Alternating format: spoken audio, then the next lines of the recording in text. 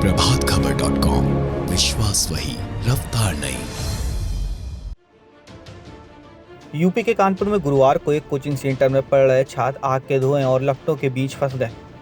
आग लगने की सूचना पर कई थानों का फोर्स और फायर कर्मी मौके पर पहुंच गए।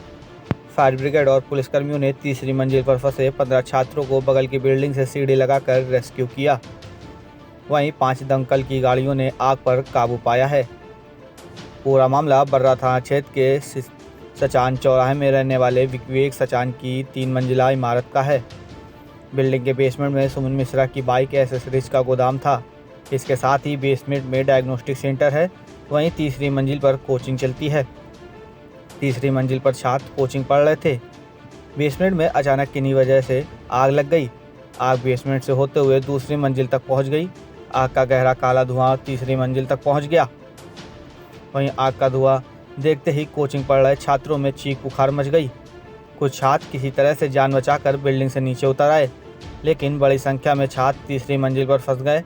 स्थानीय लोगों ने आग की सूचना पुलिस और फायर ब्रिगेड को दे दी। मौके पर 5 दमकल की गाड़ियां पहुंची और 1.5 घंटे की कड़ी मशक्कत के बाद आग पर काबू पाया। वहीं कोचिंग में आग लगने की सूचना पर कानपुर पुलिस कमिश्नर और जिलाधिकारी भी मौके पर पहुंच गए।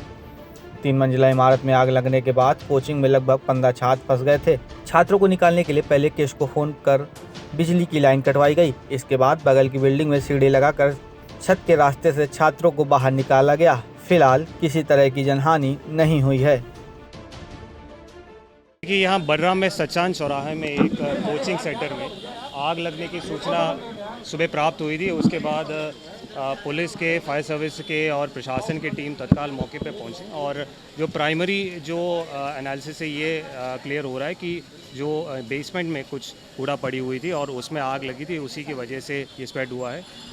इसमें कोचिंग भी संचालित थी, उसमें जो बच्चे जितने भी थे उनको सुरक्षित रूप में निकाल दिया गया है और फिलहाल जो मौके पे हमारे पुलिस के और फायर सर्विसेज की टीम है और वो आग को कंट्रोल करने में वो सक्सेसफुली वो उसको काम कर रहे हैं। उसमें प्राइमरली जैसे कि मैंने कहा है कि बेसमेंट में कुछ कूड़ा पड़ी हुई थी, उसमें आग लगी थी और उसके बारे में बाकी जो डिटेल में फायर सर्विस की टीम है उसके बारे में जांच करेंगे। किस तरह से आग लगी ये तो अभी जांच का विषय है। जैसे हमें सूचना मिली हमने इमीडिएट, क्योंकि कोचिंग और शोरूम के लिए पहले जो प्राइमा फेसी हमको कॉल मिला कि एक शोरूम में और सेम ही बिल्डिंग में ऊपर कोचिंग चल रहा है, उसमें आग है।